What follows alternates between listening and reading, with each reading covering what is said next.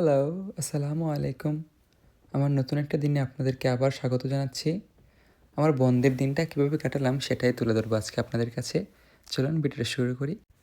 ওয়েদারটা আজকে খুব ভালোই ছিল। এজন্য বেশ ফুরফুরের মধ্যে ছিলাম। আজকে আমি আমার এই প্ল্যান্টের পানিগুলো চেঞ্জ করব। পাশাপাশি আমার ছোট্ট বাগানটা শেয়ার করব আপনাদের কাছে। আমি নাস্তা বানাতে খুব অলসতা লাগছিল। এজন্য আমি একটা আপেল খেয়ে নিলাম।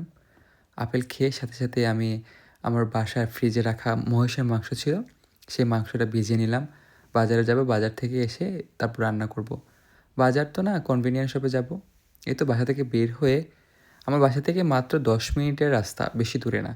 তো আমার যখনই যা প্রয়োজন আমি সাথে গিয়ে ফ্রেশ কিনে নিতে পারি। আগে কিনে ফ্রিজে রেখে দিই না আমি।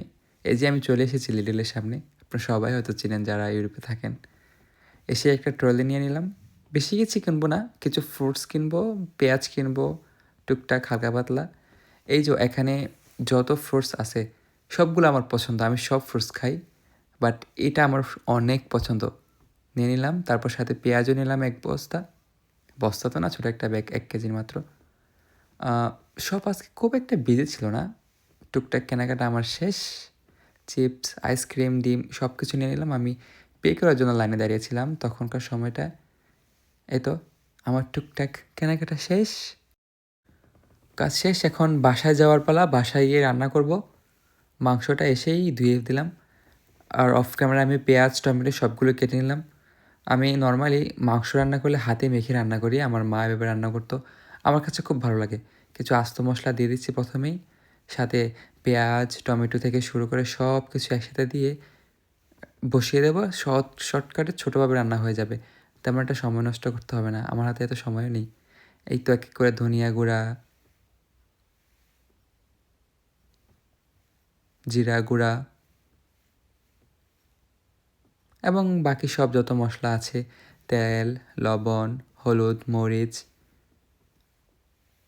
সাথে আমি একটু গরম মশলাও দিয়েছিলাম। আমি অফ ক্যামেরায় ভুলে গিয়েছি।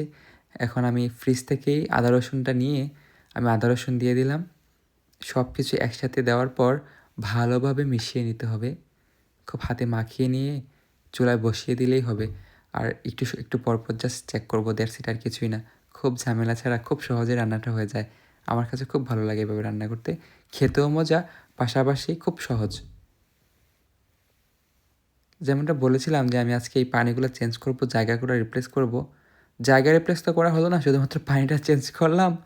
পানিটা চেঞ্জ করে সুন্দর মতো আবার আগের জায়গায় রেখে দিয়েছি আমি এটাকে। ভালোই লাগে, আমার কাছে প্রকৃতির মধ্যে থাকতে ভালো লাগে। আমি আরও অনেক গাছ কিনবো, আপনারা সাথে থাকুন, দেখতে পারবেন। কিন্তু আপাতত আমি ছোট করে শুরু করেছি। দেখেন আমার গাছ শেষ। কেমন লাগছে জানাবেন কিন্তু। আমার কিচেনের এই জায়গাটাতে খুব আলো আসে, সো আমি ভাবলাম এখানেই এটা সবচেয়ে সুন্দর লাগবে দেখতে। পাশাপাশি আমি রান্না করার সময় দেখতে পারবো। চলুন আমার ছোট গার্ডেনটা আপনাকে দেখাই। এই যে এটা দেখছেন নয়টার ফুল, আমাদের দেশের খুব বিখ্যাত নয়টার ফুল। পাশে মিষ্টি কুমড়া এনেছিলাম ওই দিন, মিষ্টি কুমড়ার বীজগুলো ফেলেছিলাম। খুব ভালো চারা হয়েছে, 4টা চারা হয়েছে। দেখি কত বড় হয়, আমি আপনাদেরকে আপডেট জানাবো। লাস্ট ব্লগে দেখিয়েছিলাম আমি আমার কাছ থেকে আসার সময় একটা গাছ কিনেছিলাম। এই ফুল গাছটা আমি এখনও রিপোর্ট করি নাই, এখনও ওই পটেই আছে। বড় টব কিনতে হবে, পাশাপাশি মাটিও কিনতে হবে, তারপর রিপোর্ট করবো আর কি। আর এই গাছটা আমি আমার কলেজের প্রফেসরের কাছ থেকে গিফট পেয়েছিলাম ক্লাসে হাইস্ট মার্ক পাওয়ার জন্য। গাছের পাতাগুলো অনেক পাতা ছিল, খুব সুন্দর ছিল, বাট পাতাগুলো সব ঝরে গেছে, এখন নতুন পাতা আসছে। এজন্য আমি বাইরে রেখেছি, যাতে নতুন পাতা আসলে তারপর আবার রুমে নিয়ে যাবো। এটা ইনডোর প্ল্যান্ট। আর এখানে টমেটো টমেটো একটা জাস্ট চাপা দিয়ে রেখেছি, দেখি গাছ ওঠে কি না, উঠলে তো উঠলেই। আর এখানে একটা স্নেক প্ল্যান্ট আছে। এই তো আমার ছোটোখাটো বাগান। আমার রান্না কিন্তু এখানে হচ্ছে অপর দিকে। আমি রান্না করে গোসল করে নেব, পাশাপাশি খেয়ে নিতে হবে, অনেকটা দেরি হয়ে গেছে। আমার রান্না অলমোস্ট শেষ। পাশের চুলায় ভাত বসিয়ে দিয়েছি।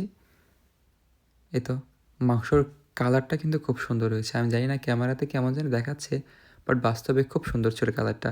খেতেও মজা হয়েছিল। আপনাদের রেসিপি লাগলে জানাবেন কিন্তু। এই তো আমার ছোটোখাটো একটা দিন, ছোটোখাটো একটা ব্লগ। আপনাদের কেমন লাগলো জানাবেন। আমার সাথেই থাকবেন, আমার জন্য দোয়া করবেন, আমার সাথে থাকবেন, আমাকে সাপোর্ট করবেন, আমি এটাই আশা করব। আপনারা যে যেখানে সবাই থাকেন ভালো থাকেন, সুস্থ থাকেন। আপনাদের সাথে আমার গল্প আবারও হবে।